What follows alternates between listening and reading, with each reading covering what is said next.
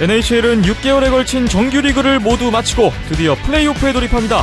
오늘은 올 시즌 플레이오프 1라운드를 예상, 전망해보겠습니다. 우리나라 여자 아이스하키 대표팀이 올해 여자 세계선수권대회에서 준우승을 차지했습니다. 다음 주에는 우리나라 18세 이하 남자 대표팀이 세계선수권대회에 출전합니다. 국내 최초, 국내 유일의 아이스하키 팟캐스트 비하인더넷 39회 시작합니다.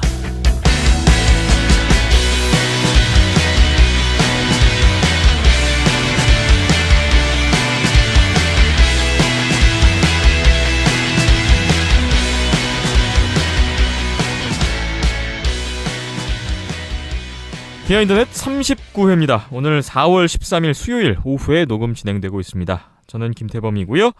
박김찬 PD, 이현섭 기자와 오늘도 함께하겠습니다. 어서 오십시오. 네, 안녕하세요. 네, 안녕하세요. 네, 안녕하세요.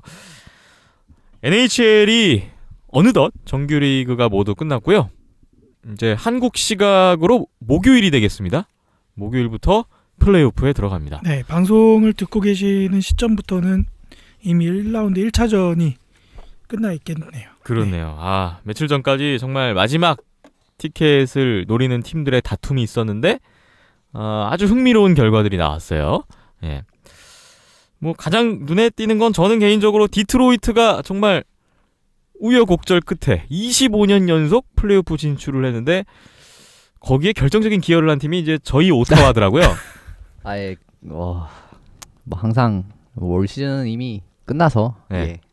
플레이오프 끝날 때부터 사실상 끝났다고 생각을 해서 지금 또 감독도 다 잘렸더라고요. 코치진까지 다 자르고 물갈이를 한번 할 것 같은데 네.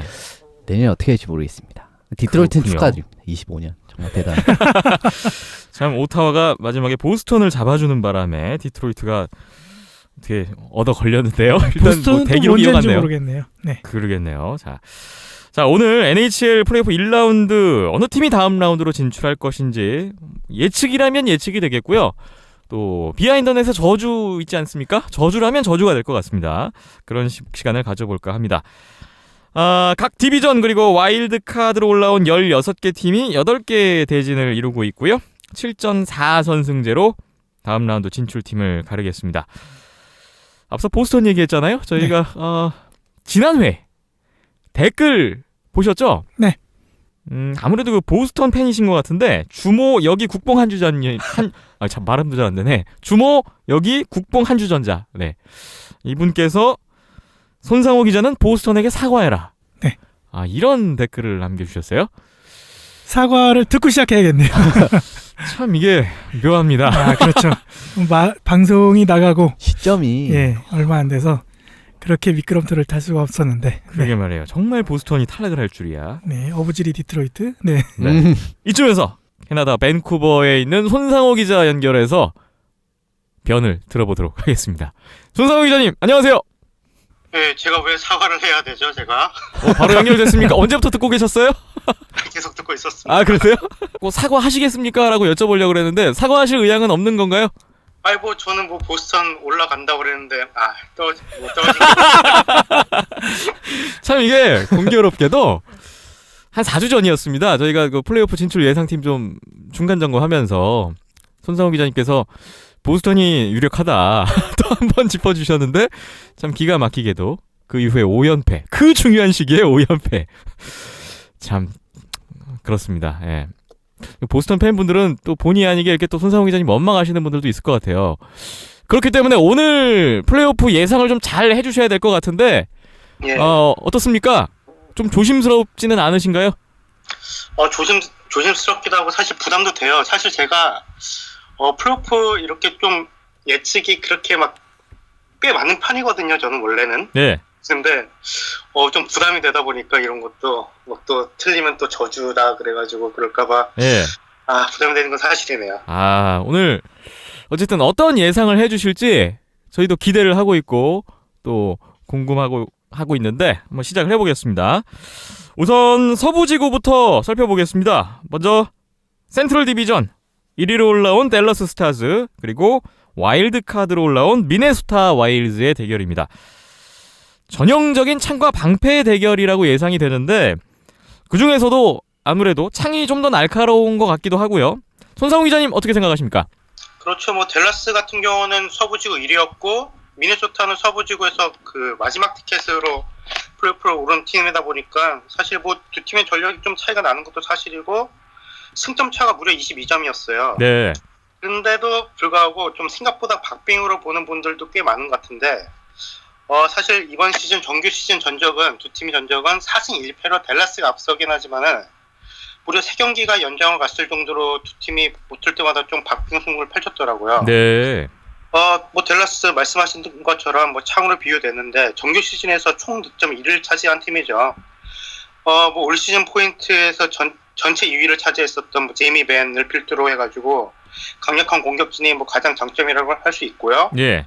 또 벤의 단짝인 스타일러 세긴이 아킬레스 부상으로 시즌 후반 결장을 했지만은 뭐 계속 팀 연습에 참여하는 걸 보니까 1, 2차전은 무리더라도 곧 돌아올 것으로 보이고요. 또 사실 세긴이 없어도 뭐 베테랑인 제이슨 스페짜나 패트릭 샤프 그리고 공격형 수비수 뭐 존 클린번크 이런 선수들이 또 있어가지고 공격자만큼은 걱정이 없을 것 같아요. 근데 네. 그에 비해서 미네소타는 사실 서부지구 팀들 중에서 거의 그 플레이오프 오른 팀들 중에서 가장 최악의 공격력이라고 평가받고 있는 데다가 팀 내 공격 에이스인 자크 파리세가 또 부상으로 이틀하는 바람에 악재가 겹쳤어요. 네네.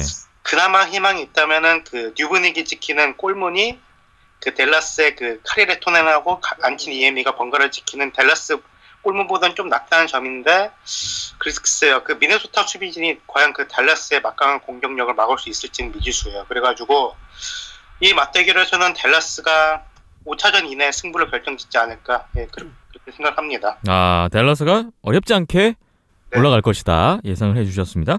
이현석 기자님은 어떤 의견이신가요? 예, 저도 굉장히 비슷한 의견인데요. 이제 양 팀의 컬러가 정말 극단적으로 갈려요. 올 시즌 댈러스를 보면은 옛날에 팀이랑 굉장히 유사한 팀이 하나가 있습니다. 그 팀이 어디냐면 2009년, 2010년 시즌의 워싱턴이랑 굉장히 유사점이 많아요. 네. 양 팀이 각각 득점 1위를 그 당시에 기록했고요. 30골 넘게 넣은 선수가 3명이라는 점도 같고 그 다음에 실점도 230점, 233점으로 거의 동일한 부분에서 굉장히 그 팀을 많이 연상시킵니다. 그리고 파워플레이가 정말 강력한 데다가 공격력 딱 또 안 좋은 점까지 닮았어요. 딱 정해진 넘버원 권리가 없다는 점도 비슷하고요. 그저 그런 페널티 킬링 역시 많이 비슷한 점이었습니다. 네네. 근데 그 당시 워싱턴의 결과는 1라운드 탈락이었죠. 정말 충격적인. 몬트리올한테 네. 졌었죠. 아. 심지어 1위를 확정해놓고 졌습니다. 리그 전체에서 1위를 했는데 네. 예, 발목이 잡혔거든요. 근데 뭐 그것까지 닮지는 않을 것 같은데요. 근데 미네소타가 지금 이렇게 되면은 그 관건은 이제 지금 상대하는 미네소타가 그 당시에 몬트리올급의 전력이냐라고 네네. 하면은 그렇지 않은 게 문제입니다. 네. 올 시즌 미네소타의 스페셜 팀이 너무 안 좋아요. 리그 평균 예전에 이제 굉장히 이제 수비적인 팀 그리고 퍽 점유율에서 앞서고 이런 부분에서 미네소타가 좋은 모습이 나왔는데 올해는 그런 모습이 싹 사라졌습니다. 그래서 강점이 지금 거의 없어요. 그리고 뎁스 그 공격력의 깊이가 굉장히 깊은 것도 이제 미네소타의 장점 중에 하나인데 이게 뭐 에릭 카울라나 뭐 파리즈, 바넷까지 다 줄부상으로 지금 1차전 출장할지 못할지도 지금 아직 정해져 있지 않은 상황이거든요. 아하. 그러면 결국은 0910 시즌 당시 몬트리올이 잡았을 때 그때 야로슬라브 할락 선수가 정말 잘했습니다. 정말 믿을 수 없을 정도로 잘했습니다. 그러니까 두브닉 선수가 그 정도 활약을 해줘야 됩니다. 근데 지난 플레이오프 때 두브닉 선수는 정말 실망스러운 그 자체였거든요. 만약에 이런 모습이 또 반복이 된다면은 업셋은 더더욱 불가능할 것 같고요. 이런 모든 것을 고려했을 때 제 생각에는 댈러스가 4대 0으로 이기지 않을까 싶습니다. 그냥 4판으로 끝낸다? 네. 예. 참 0910 시즌에 그 워싱턴과 유사한 점이 있지만 결과는 정반대로 나올 것이다. 이렇게 예측을 해주셨습니다. 자, 두 분 다 댈러스의 우세를 점쳐 주셨고요. 다음 대진 보겠습니다. 세인트루이스 블루스와 시카고 블랙호크스인데 센트럴 디비전 경쟁이 참 치열했습니다. 이 두 팀이 2위와 3위로 올라왔고요. 그만큼 박빙으로 흐르지 않을까 싶은데 플레이오프에서는 어떨지 또 궁금해집니다. 손상우 기자님, 이 대진은 어떻게 보고 계신가요? 네, 우승 후보가 벌써 1라운드부터 만나버렸어요. 네. 세인트루이스는 지난 15년간 플레이오프에서 1라운드 이상 올라간 적은 딱 한 번일 정도로 플레이오프에서 유난히 약한 모습을 보여주고 있는 팀이에요. 예. 반대로 시카고는 지난 7년간 3번의 우승을 차지한 팀이죠. 그러니까 뭐 플레이오프에서 약한 팀하고 플레이오프에서 유난히 강한 팀하고 만난 건데 또 공격진을 보면 시카고가 다소 앞서는 것 같은 느낌이에요. 네.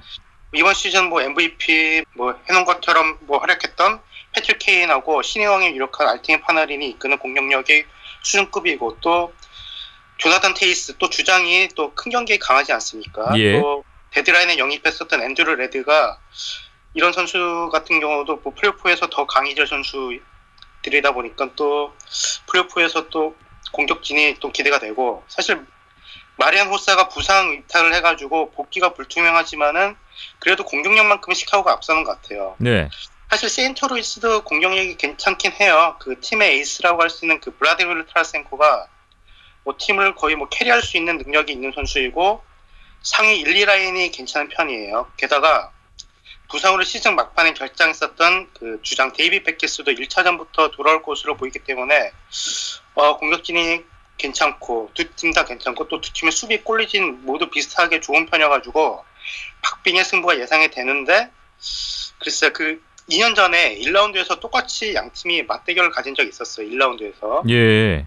그때는 세인트루이스가 첫 두 경기를 잡고도 내리 4연패를 하면서 탈락했던 전적이 있어요. 그래가지고 이 점을 좀 참조해야 될 것 같은데 개인적으로는 세인트루이스가 이제 좀 플레이오프 울렁증을 좀 깨는 모습을 보고 싶고 개인적으로 뭐 서부 결승까지 올라갈 수 있는 뭐 충분한 전력이라고 생각하지만은 플레이오프에만 나서면 더욱 강해지는 시카고를 꺾을 수 있을지는 좀 의문이 들어요. 네. 그래서 공격진 그 깊이가 더 좋고 플레이오프 경험이 더 많은 시카고가 좀 6, 7차전까지 가는 접전 끝에 좀 약간 힘들게 승리를 하지 않을까 예상을 해봅니다. 네. 올해도 시카고는 플레이오프에서 힘을 발휘할 것이다라는 예상이셨고요. 이현석 기자님은 어떻게 보시나요? 예, 저도 방금 아까 언급한 그 시리즈 있지 않습니까? 그게 굉장히 좀 기억에 남는데 그 전년도에는 제가 기억이 확실하다면 LA랑 붙었을 겁니다. 근데 그 6차전까지 똑같은 그림으로 패배했어요. 그때 LA한테도 첫 두 경기를 잡고 그다음 내리 4연패로 패했고 근데 스코어가 똑같았습니다. 제가 기억하기로 한 4차전까지는 스코어까지 완전 똑같은 치 졌기 때문에 네. 그걸 똑같이 반복을 했다는 거죠. 그러니까 근데 그런 부분이 결국은 플레이오프 울렁증 아까 말씀하신 그런 부분이라고 할 수 있을 것 같고요. 올해를 보면은 이제 지금 시카고 쪽의 주축 선수의 부상이 조금 더 큰 것 같습니다. 네. 이제 케인 라인의 센터인 아니시모프 선수가 지금 부상으로 마지막 시즌 몇 경기를 못 뛰었고요.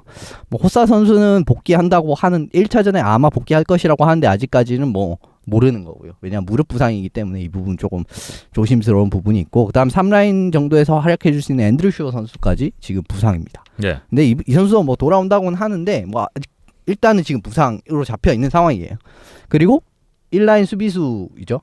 던컨 키스 선수가 1차전 결장 예상돼 있습니다. 그럼 전력 누수가 꽤 있네요. 네, 이게 예전에 미네소타전에서 스틱으로 얼굴을 가격하는 걸로 6경기 출장 금지를 받은 게 지금까지도 가고 있거든요. 네. 이 공백을 메우는 게 사실상 좀 쉽지 않아 보이고요. 세인트루이스는 아까 말씀하셨듯이 베키스 선수는 돌아온다고 하는 것 같고 근데 앨런 선수가 문제인데 근데 지금 세인트루이스는 기본적으로 수비가 굉장히 탄탄한 팀이기 때문에 어느 정도 골리가 뭐 특혜급일 필요는 없습니다. 그래서 엘리엇이랑 지금 앨런이랑 이렇게 스탯을 나란히 놓고 보면 거의 비슷하거든요. 예. 그래서 뭐 피해가 사실상 크게 없는 것 같고요.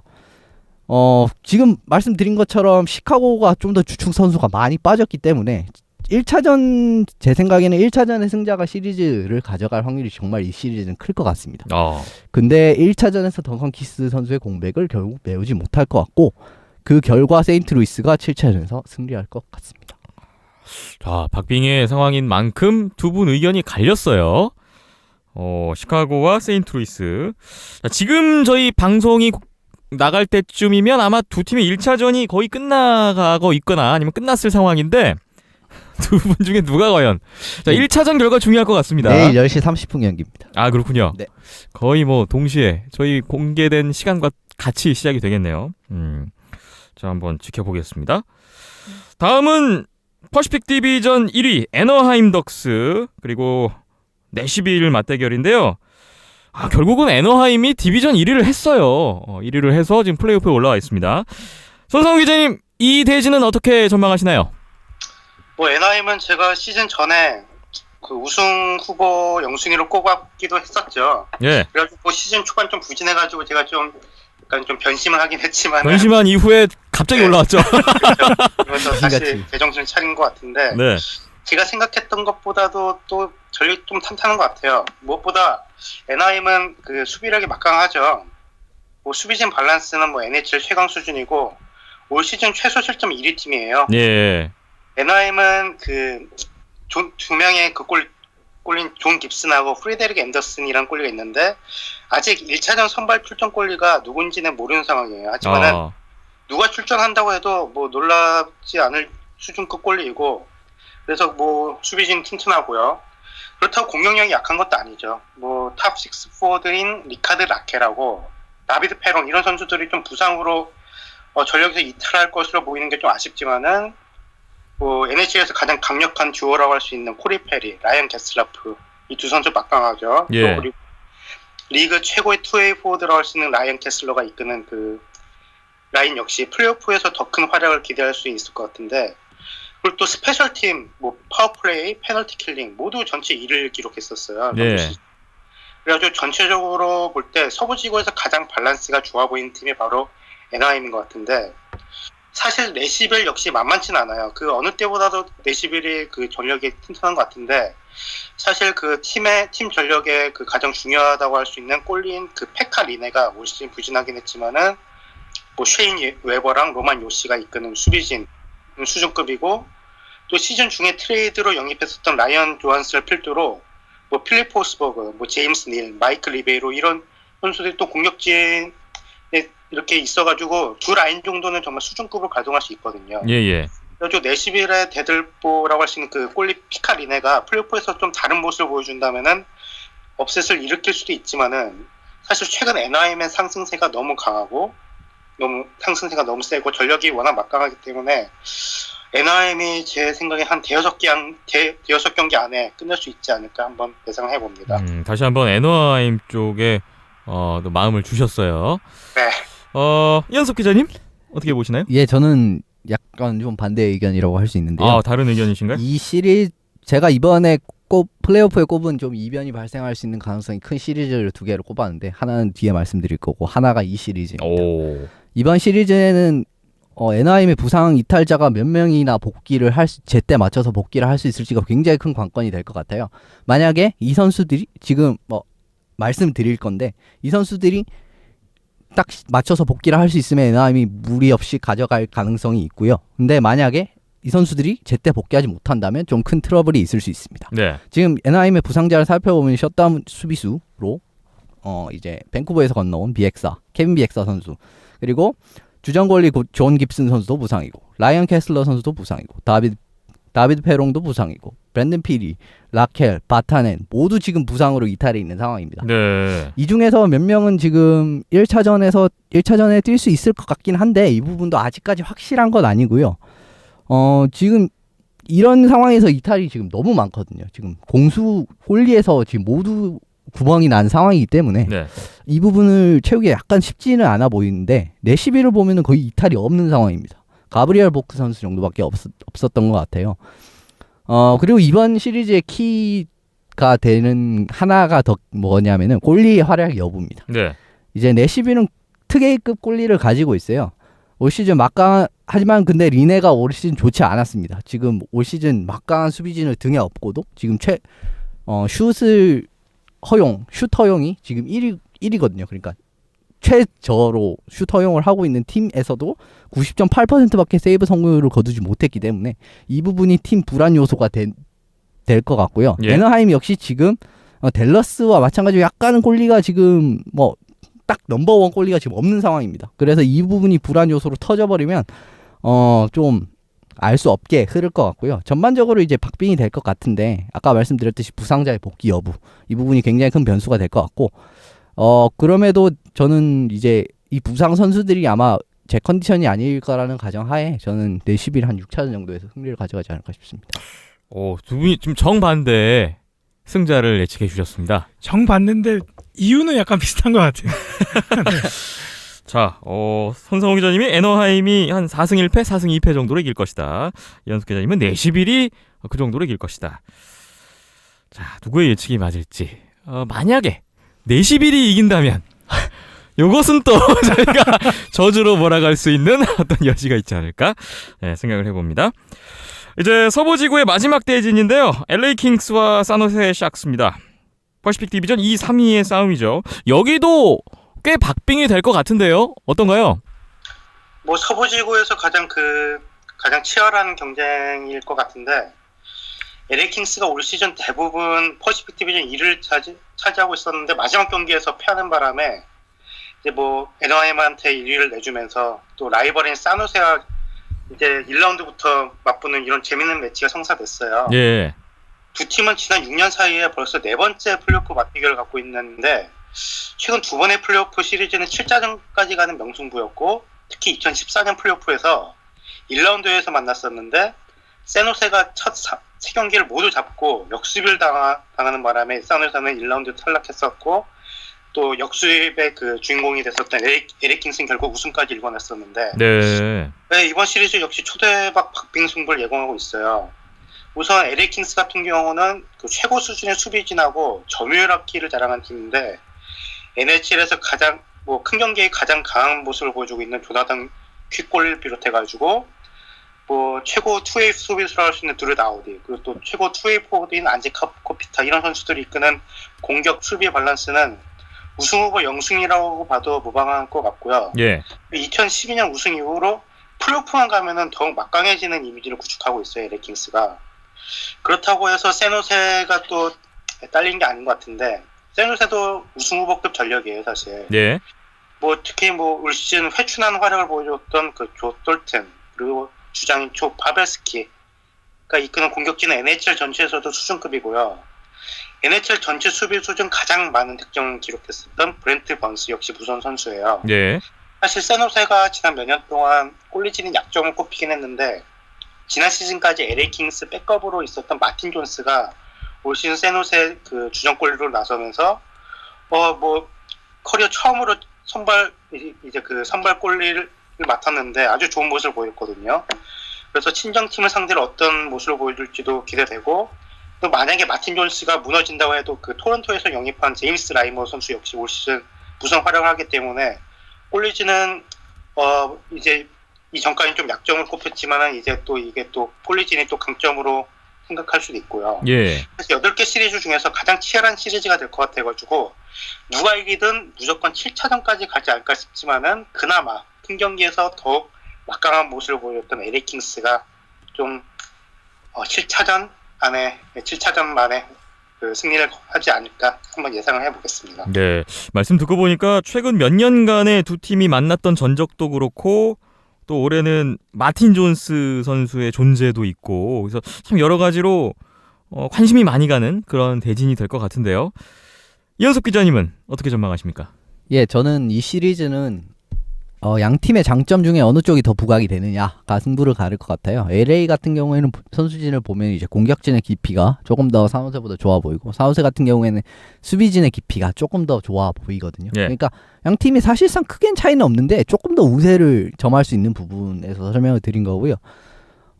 근데 순간적인 화력이라고 할 수 있는 파워플레이나 1라인 같은 경우에는 산호세가 확실히 우위에 서 있습니다. 네. 지금 뭐 사실상 샬케 트로피 올해 도전해 볼 수 있을 것 손튼 선수 같은 경우에는 샬케 트로피까지 올해 도전해 볼 수 있을 정도로 굉장히 좋은 시즌 보냈고요.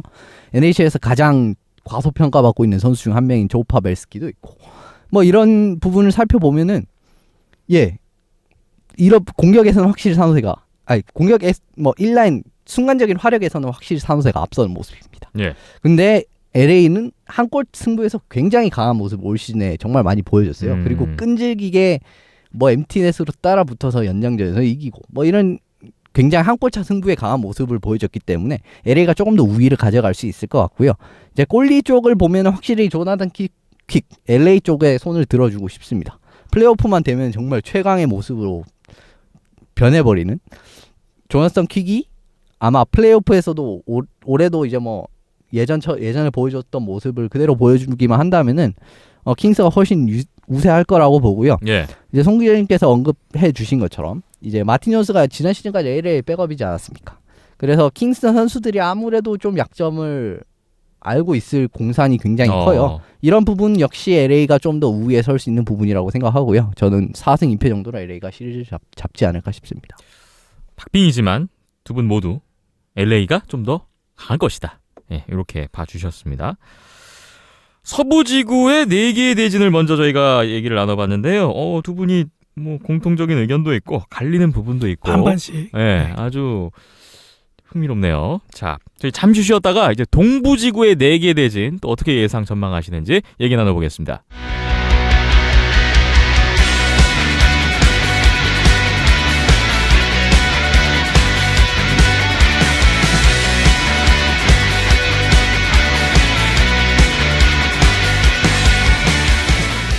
네, 이번엔 동부지구로 넘어가 보겠습니다. 가장 먼저 볼 시리즈 워싱턴 그리고 필라델피아의 맞대결인데요.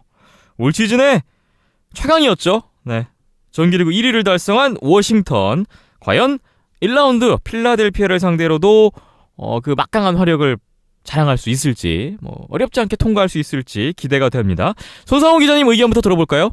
일단 워싱턴 같은 경우는 한 6년 전에 정규리그 1위를 차지하고도 플레이오프 1라운드에서 탈락한 경험이 있었어요. 아, 네.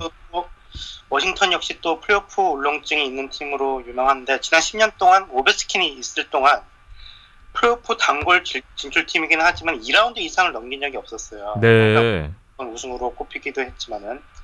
근데 올 시즌 정말 약점이 그야말로 없는 팀을 평가받고 있는데 그래서 워싱턴이 정말 막강하죠. 그에 비해서 필라델피아는 워싱턴보다 거의 모든 면에서 열세예요. 예. 어떻게 보면은 골리앗과 다윗의 싸움일 수도 있는데 이변이 나와도 저는 놀라지 않을 것 같은 이유가 몇 가지가 있어요. 사실.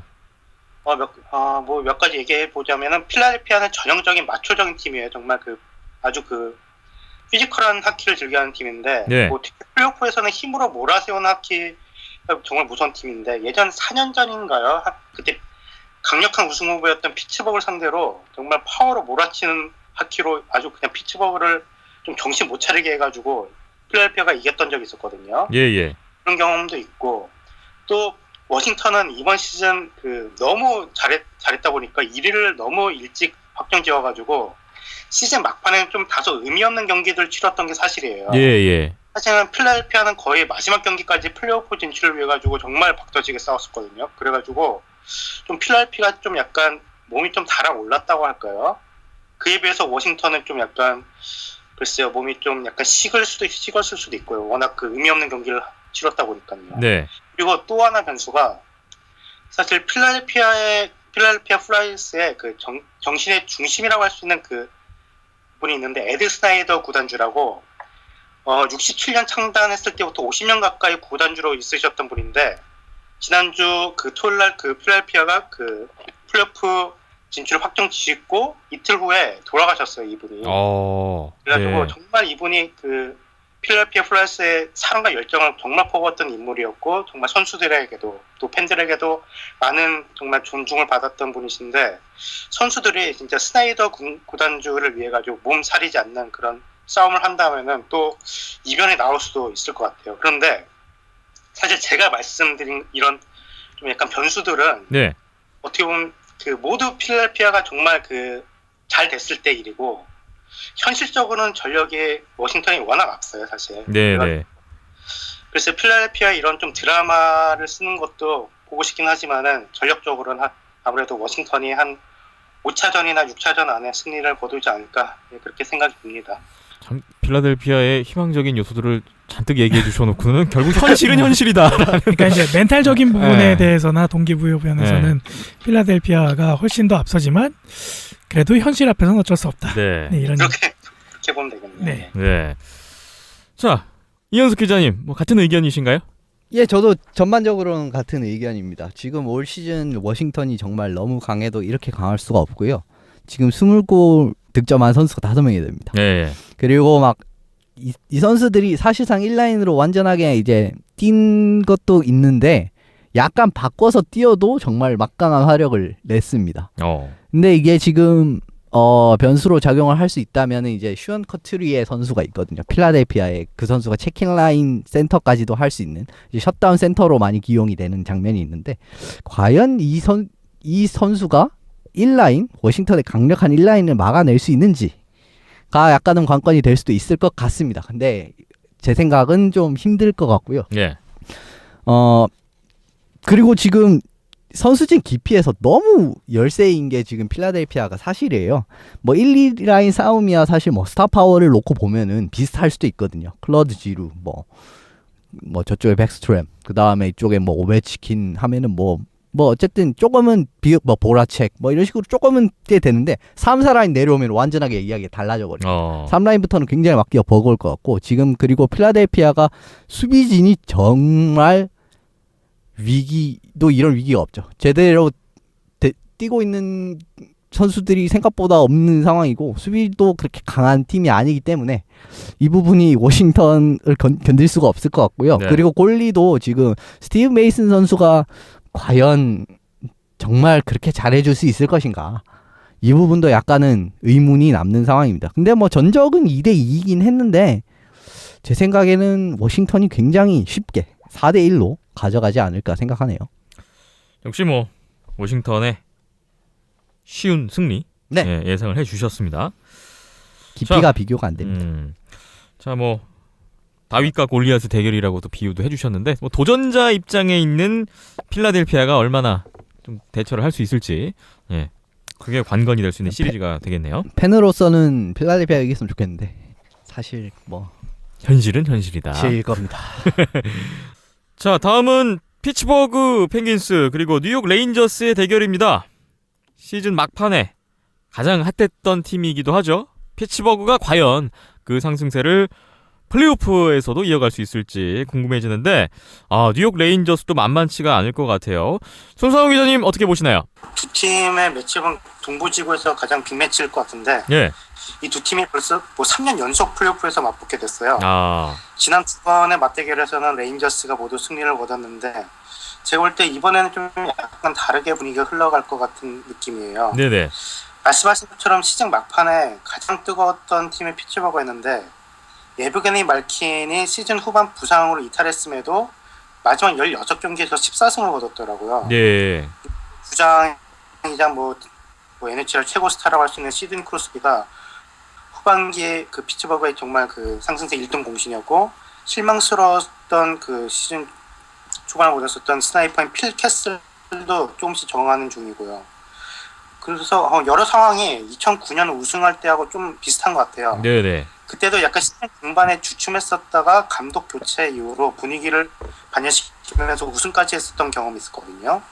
그러니까 올 시즌도 피츠버그가 좀 약간 불안했을 때 시즌 중반에 감독 교체를 하고 그 계기로 분위기를 상승세를 타고 있었죠. 예. 탔었죠. 그래서 피츠버그가 지난 2009년 우승 때랑 좀 분위기가 비슷한 것도 있고 하지만 가장 불안한 점이 사실 골리진이에요. 네. 주전 골리 플러리가 뇌진탕 징수고 또 그 공백을 잘 메워주던 그 루키 골린 맷 머레이 선수도 시즌 마지막 경기에서 부상을 입어가지고 두 선수의 이제 출장이 좀 약간 아직까지는 다시 컴백할 가능성을 많이 하나 두 골리가 모두 출장이 힘들어지거나 제 컨디션이 아니거나 연수가 좀 될 것 같아요.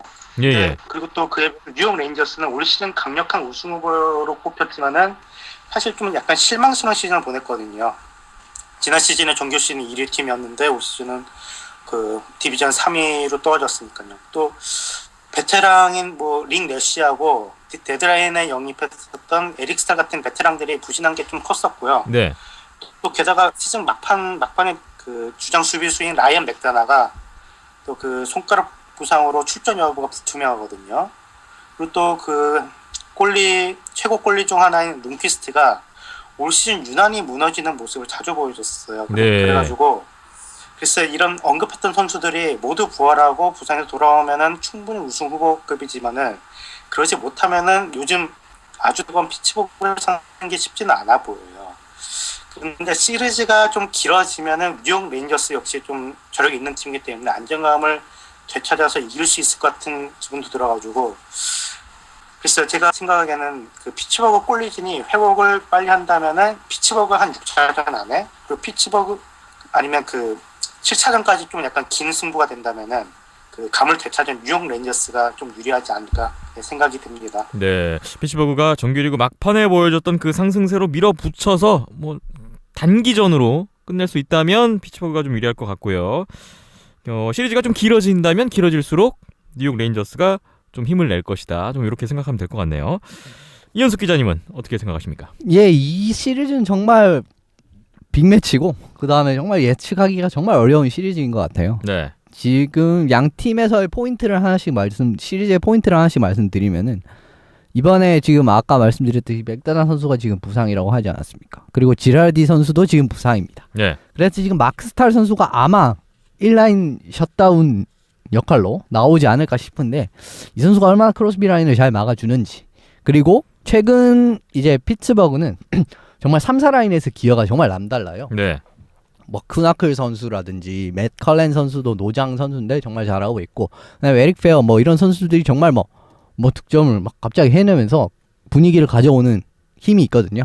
그런 강력한 이제 피츠버그의 공격진 깊이 싸움에서 레인저스가 밀리느냐 밀리지 않느냐 이게 승부의 중요한 요소가 될 것 같고요. 피츠버그 입장에서 살펴보면은 크로스비 라인의 중요성은 정말 두말할 필요가 없을 정도로 중요하고 아까 말씀드렸다시피 3, 4라인에서 이득을 얼마나 가져갈 수 있을지 이게 관건이 될 것 같습니다. 하지만 뭐 계속 지금 이 말씀 드리는 것 같은데요. 부상 선수 역시 이게 시리즈의 많이 관건이 될 것 같은데 네. 피츠버그 선수들의 부상 정도가 약간 더 심한 것 같습니다. 어. 지금 주전 골리인 플러리 선수가 지금 뇌진탕입니다. 그래서 지금 1차전부터 당장 참여할 수 있을지가 불투명한 상황이고 머레이 네. 선수도 이제 필라델피아전에서 제가 알기로는 부상을 당한 걸로 알고 있거든요. 이래서 골리에서 정말 좀 격차가 벌어질 것 같고요. 저쪽은 또 룬드큐비스트이지 않습니까? 예. NHL 최고의 골리를 상대를 해야 되는데 플러리가 결장을 하게 된다면은 아무래도 여기서 격차가 좀 벌어질 것 같고요. 굉장히 접전으로 갈 것 같은데 레인저스가 7차전에서 룬드큐비스트 선수의 활약으로 승리할 것 같습니다. 여기도 지금 7차전 예상을 해주셨어요. 그러니까 뭐 서부에서 세인트루이스와 시카고의 대진만큼 동부의 피츠버그와 뉴욕 레인저스의 대결도 그렇습니다. 예, 아주 박빙으로 예상을 해주셨습니다. 다음 매치업으로 가보겠습니다. 애틀랜틱 디비전 2, 3위를 차지했던 템파베이와 디트로이트. 최근에 뭐 템파베이 좀 강한 팀의 이미지를 구축하고 있고 디트로이트가 정말 마지막에 기적적으로 25년 연속 진출이라는 아주 대기록을 세웠죠. 자, 이 두 팀의 대결 어떻게 보고 계신가요? 어떻게 보면은 두 팀은 가장 좀 불안 요소가 가장 많은 팀들 중 하나인 것 같아요. 그 지난 시즌 준우승 팀인 템파베이는 올 시즌 이번 플레이오프 진출팀 중에서 부상으로 인한 공백이 가장 큰 팀인 것 같아요. 네. 우선 일단 주장이자 팀 내 최고 스타라고 할 수 있는 스티븐 스탬코스가 그 부상으로 그 한 달에서 뭐 세 달 뭐 가까이 이렇게 뭐 부상 공백이 예상이 되는데 이번 플레이오프 안에 돌아올 수 있을지 의문이고요. 또 팀 내 넘버 2 센터인 타일러 존슨, 또 넘버 2 수비수인 앤턴 스트럴맨, 그리고 또 2웨이 포워드인 켈라한 이런 선수들이 또 부상 복귀가 불투명하고 또 넘버 1 수비수인 헤드맨하고 또 팀 내 최다 포인트를 기록했었던 쿠체로도 시즌 막판에 좀 부상이 있었어가지고 플레이오프는 뛸 것 같은데 부상 여파로 제 컨디션은 아닐 것 같아요. 네. 그래서 전체적으로 좀 어려운 상황인데 그리고 또 디트로이트 같은 경우는 올해 뭐 힘겹게 25년 연속 플레이오프 진출이라는 대기록을 세우긴 했지만은 올 시즌 전력이 좀 예전 같지는 않죠. 예.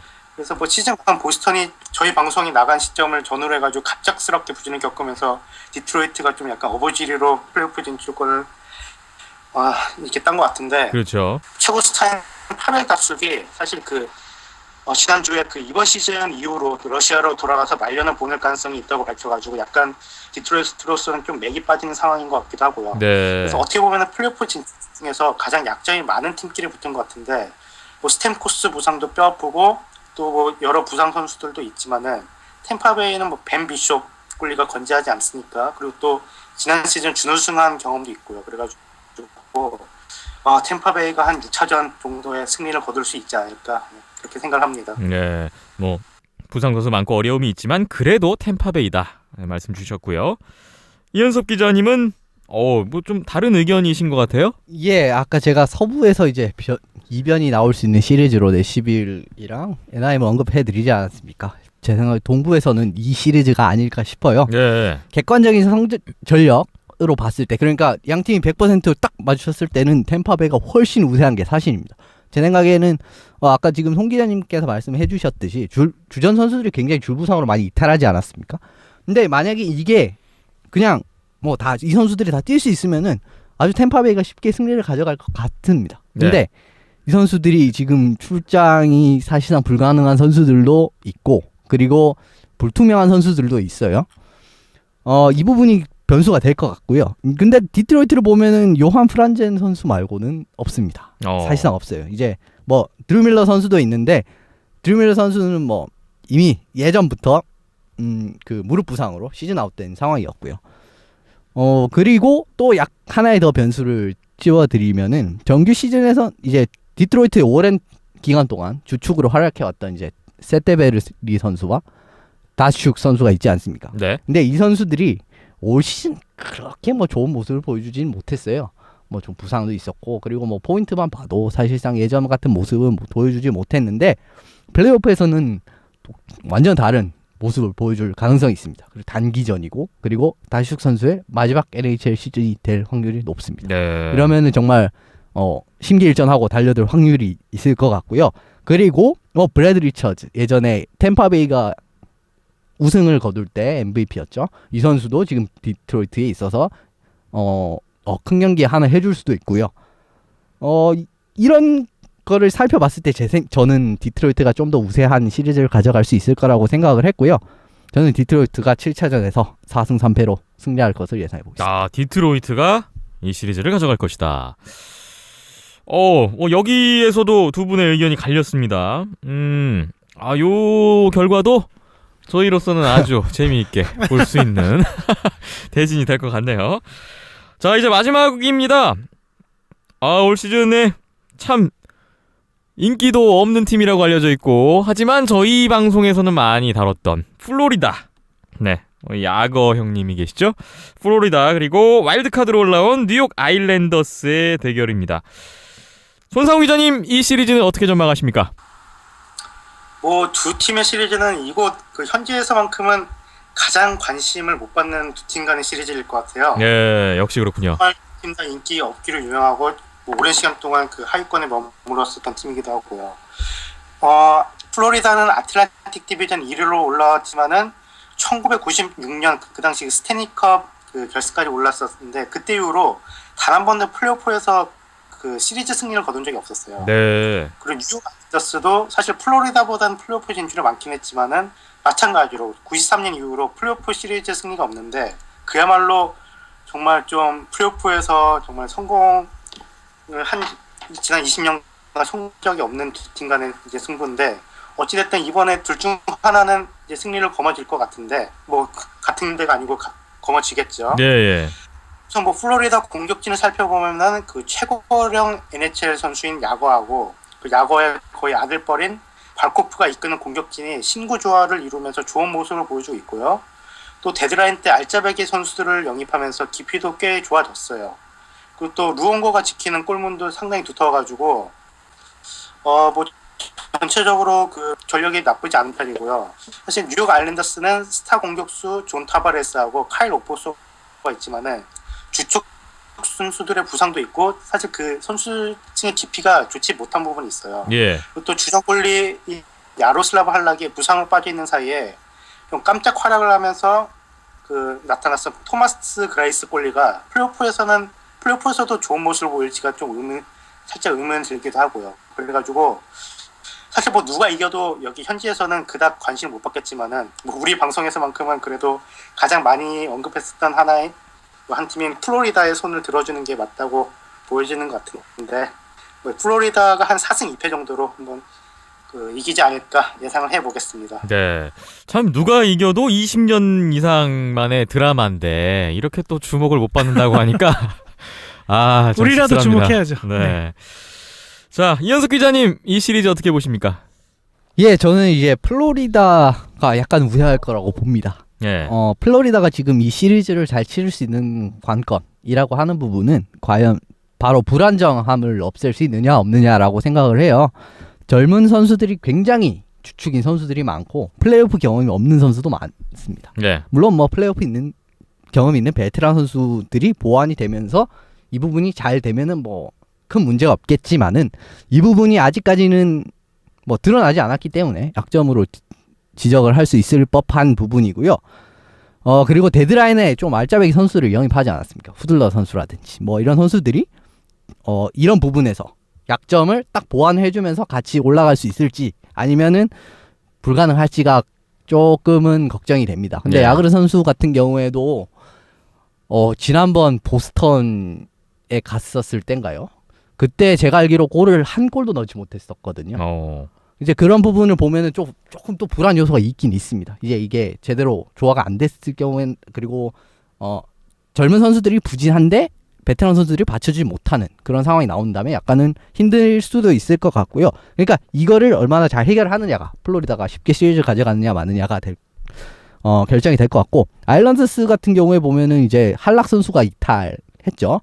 그래서 골문이 많이 약해진 데다가 수비진을 구축하고 있는 뭐 트래비스 에머닉이나 뭐 스트라이트, 지들리츠키 뭐 이런 선수들이 다 부상으로 빠졌어요. 네. 그래서 사실상 절반 정도는 AHL급 선수가 나오지 않을까 싶은데 수비에서 이 부분에서는 이제 좀 깊이가 있는 플로리다의 공격진을 막을 수 없을 것 같고요. 게다가 플로리다는 루엉구가 있지 않습니까? 네. 이제 팀을 스탠리컵 결승까지도 이끌었던 뭐 최고의 골리 중 한 명이 있기 때문에 골리 싸움에서 큰 차이가 날 것 같기 때문에 한 4승 2패 정도로 플로리다가 우세하지 않을까 싶습니다. 플로리다의 4승 2패 정도 두 분의 의견이 모아졌습니다. 이렇게 총 8개 시리즈를 저희가 두 분 의견을 좀 들어봤는데 8개 중에서 지금 3개에서 두 분의 의견이 갈리고 있습니다. 시카고와 세인트루이스의 대결, 그리고 애너하임과 내시빌의 대결, 마지막으로 템파베이와 디트로이트의 대결이 있는데 요 3개에서 갈리네요. 글쎄요. 저는 이 3개 중에서 저주에 걸리는 팀이 분명 나올 것이다. 좀 이런 느낌이 옵니다. 걸리기만 해봐라. 네. 자, 일단 손성호 기자님이 시카고, 애너하임, 템파베이 쪽에 일단은 손을 들어주셨는데 여기에서 한번 걸리지 않을까. 네, 조심스럽게 예상을 해봅니다. 사실 뭐 예상은 예상인 거니까 그냥 뭐 예상으로만 봐주시고 그냥 아까 시작까지 잘 맞추신다면서요.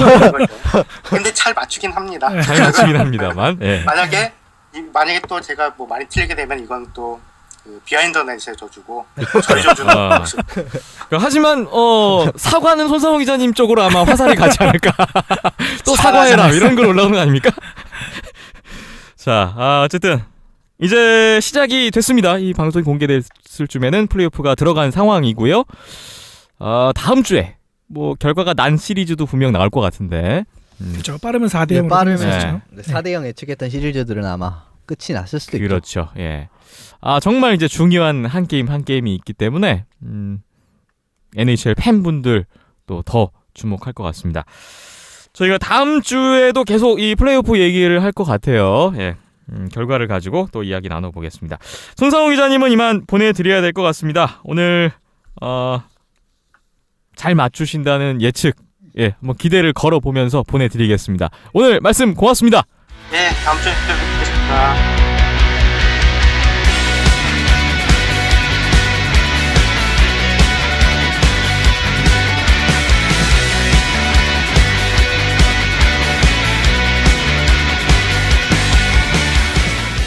비하인드넷 39회 다음 순서로 넘어가 보겠습니다. 우리나라 여자 아이스하키 대표팀이 슬로베니아 블레드에서 열린 2016 IIHF 여자 세계선수권 대회 디비전 2 그룹 A 대회를 마쳤습니다. 지난 4월 2일부터 8일까지 진행이 됐었고요. 저희가 지난해 북한에게도 승리를 거뒀고 또 영국에게도 승리를 거뒀고 뭐 사상 첫 승리였습니다. 두 게임 모두. 하지만 그 폴란드에게 아쉽게 한 골차 패배를 좀 하는 바람에 사실 그 폴란드전이 사실상 이번 대회 결승전이라는 의견이 많았었는데 결국 그 패배가 우승으로는 가지 못하는 결과가 됐네요. 자, 우리나라가 4차전 크로아티아전에서 6대0 승리를 했고요. 마지막 5차전 슬로베니아전에서 3대0 승리를 하면서 총 4승 1패, 승점 12점을 기록했습니다. 예, 4승 1패가 세 팀이었죠. 그렇죠. 네. 대한민국, 타이브레이크로. 폴란드, 영국까지. 네. 네. 서로 물고 물렸죠. 결국 네. 영국에게 뭐랄까 영국의 우승을 가로막은 한국이 된 그림이 됐었습니다. 그렇네요. 그러니까 뭐 타이브레이크 규정에 의해서 폴란드가 우승을 하는 결과가 됐고요. 네. 우리나라가 이제 준우승, 이렇게 됐네요. 참 전적이 같았고 승점이 같았고 또 득실까지 같았기 때문에 참 정말 아깝게 밀려서 준우승이 됐어요. 네, 뭐 일단 우리나라 여자 아이스하키에서는 역대 최고 성적이었고, 예. 예, 그걸로 위안을 삼아야 될 것 같습니다. 네. 이현석 기자님은 이번 결과 어떻게 좀 평가를 해주실 수 있겠어요?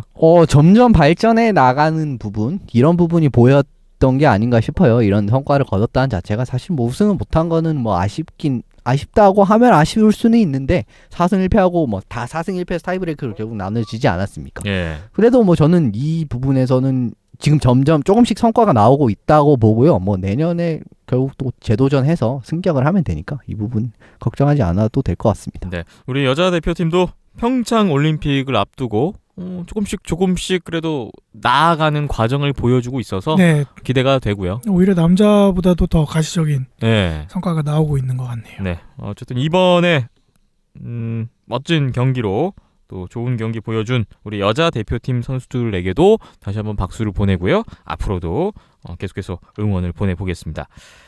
그리고 다음 주군요. 4월 18일부터 24일까지 우리 남자 18세 이하 대표팀이 또 세계선수권대회에 나갑니다. 2016 IIHF 주니어 U18 선수권대회. 여기는 이제 디비전 1 그룹 B입니다. 그러니까 3부 리그? 이렇게 보면 되겠죠? 네. 이탈리아 아시아고에서 대회가 열리고요. 오늘이 이제 13일, 14일로 넘어가는 시점이기 때문에 우리 선수들이 이미 현재 가 있겠네요. 네. 자, 이번 대회 우리나라는 헝가리, 일본, 우크라이나, 슬로베니아, 이탈리아를 차례로 만나게 될 텐데요. 이번 대회 뭐 명단이 이미 나왔고 두 분은 이번 대회 우리나라 대표팀의 전력 어떻게 평가를 하시고 이번 대회 어떻게 전망을 하시는지 궁금합니다. 일단 상대들이 너무 막강하고요. 네, 참 쉽지 않은 경기들이 전 경기 예상이 되고 이 말인즉슨 전패까지도 위험이 있다라는 생각이 좀 들고 대표팀 명단에서 좀 기대가 되는 선수를 몇몇 꼽자고 한다면은 일단 지난해 제가 고교 리그를 다 따라다녀 본 결과로는 지금 2학년으로 올라온 경기고등학교 김건우 선수가 좀 기대가 되고요. 예. 그다음에 이총현 선수의 동생이죠. 이총민 선수가 이번에 새롭게 대표팀에 합류를 했는데 이 선수도 이제 김건우 선수하고 똑같이 99년생인데 중학교 때 그 국내 중학교 무대를 씹어 먹었던 네, 그런 기억도 있고 예전에 인터뷰도 했던 기억이 있는데 이 두 선수가 공격 부분에서는 제일 기대가 되고요. 골리 부분에서는 개인적으로는 뭐 강준규 선수도 기대가 되지만 더불어서 이제 마찬가지로 이번에 3학년이 되는 전종훈 선수, 보성고등학교 전종훈 선수가 얼마만큼 또 기회를 얻고 또 경험을 쌓느냐도 기대가 되는 부분에 있습니다. 예. 다들 약간은 힘든 상대가 아닐까 싶은데 결국은 지금 전력을 테스트한다는 생각으로 가서 한번 부딪혀 보는 게 결국 선수들에게는 지금 더 좋지 않습니까? 이제 밑에 사실 낮은 디비전에서 그냥 뭐 다 깨고 올라오는 것도 의미가 있지만 좀 더 어떻게 보면 자기보다 한 단계 높은 선수들, 기량이 더 좋은 선수들일 수 있는 선수들과 맞붙어 보는 게 이 선수들에게는 굉장히 좋은 경험이 될 것이기 때문에 네. 저는 뭐 이번 결과가 사실상 나쁘게 나온다고 하더라도 이 선수들의 미래는 뭐 결국 더 좋은 밑거름이 되지 않을까 싶어요. 예. 근데 글쎄요, 이게 지금 원래 아이스하키가 또 그런 게 있지 않습니까? 어느 정도의 딱 레벨 딱 올라가면은 그보다 더 높이 올라가면 약간의 좀 벽이 있는 것 같은 느낌이 있거든요. 네. 그러니까 예를 들면 뭐 1A에서 탑 디비전 진입한다는 거라든가 뭐 이런 부분이 있지 않습니까? 뭐 한국 뭐 국가대표팀도 약간은 많이 좀 보여줬었던 뭐 1B에서는 좋은 성적으로 올라가고 근데 1A에서는 또 약간 실망스러운 모습 내요. 좀 이런 부분을 사실상 좀 걱정을 하기는 해야겠죠. 예. 참 디비전을 잘 짠 것 같아요. 세계연맹에서 네. 그 디비전 간의 그 벽이 맞아요. 상당히 진입 장벽이 높은 거는 격차가 사실인 것 진짜 같고, 있는 것 같습니다. 예, 뭐 A 대표팀이 이제 1B에서 1A로 올라와서 또 잔류를 하느냐 마느냐 그런 기로에 서 있는 것처럼 이제 18세 대표도 마찬가지인 상황인데 그렇죠. 항상 이 세대가 경년으로 이제 2년 간격으로 올라갔다 내려갔다를 반복하면서 경험을 쌓고 아니면은 뭐 우승을 하고 이런 경험들이 조금씩은 다른데 글쎄요. 아마 요 지금의 시점 올림픽을 앞둔 시점에서 18세 대표 같은 경우에는 뭐 잔류가 일단은 최선의 목표이고 최고의 목표일 텐데 그거를 성공하느냐 마느냐는 글쎄요. 개인적으로는 좀 힘들어 보이긴 개인적으로는 네. 좀 전망이 어두운 건 사실이다. 이렇게 사실- 받아들이면 될 것 네, 같아요. 항상 이렇게 희망적인 말을 하려고 해도 네. 예, 현실이 제 입을 가로막고 있습니다. 자, 네. 그렇군요. 우리 18세 이하 남자 대표팀 총 5경기. 어쨌든 좀 어려운 상황인 건 분명한 것 같은데 어쨌든 뭐 부딪혀 봐야죠, 뭐. 예, 네, 그래도 일단. 뭐 힘을 내서 네. 일단 한 경기라도 잡으면 잔류의 가능성이 굉장히 높아지기 때문에 네. 그 부분을 염두에 두고 움직여야 될 것 같습니다. 네, 한번 선전을 기대해 보겠습니다. 4월, 5월에 걸쳐서 중요한 세계 대회들이 많은데 우리나라 남자 A 대표팀이 출전하는 이 대회가 우리로서는 좀 가장 관심이 가고 중요한 대회가 될 것 같습니다. 이제 23일부터 29일까지 폴란드 카토비체에서 남자 세계 선수권 대회 디비전 1 그룹 A에 들어가겠죠. 네, 내일 출국을 한다고 하죠. 네. 저희가 아마 다음 주에는 요 대회에 대해서 한번 얘기 나눠볼 수 있는 시간이 있을 것 같습니다.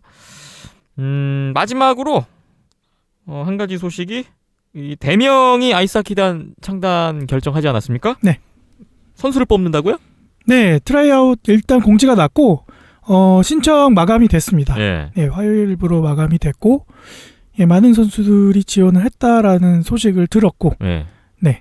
그래서 다음 주 목요일 금요일쯤 해서 트라이아웃을 진행을 한다고 하죠. 지금 그래서- 예정으로는 4월 20일에서 22일로 나와 있네요. 네, 그래서 고려대학교 아이스링크에서 진행을 한다고 하고 뭐 이 선수들 중에서 뭐 주축 선수를 뽑는 거는 분명 아닐 것 같고 네, 이제 좀 더 미래를 바라보고 선수를 키워내는 생각으로 일단은 선수 선발에 중점을 맞추고 있다라고 예전에 이제 보도 자료를 통해서 이야기도 나왔었으니까 어떤 선수들이 어떤 마음가짐으로 나와서 트라이아웃에 임하는지 그리고 이렇게 실업팀에서 트라이아웃을 하는 게 최근에 들어서는 거의 처음이죠.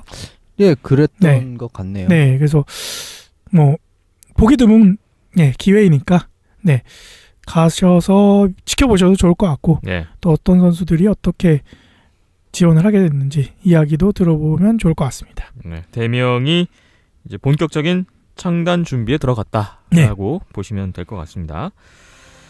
자, 오늘 39회 이제 마무리할 시간이 됐습니다.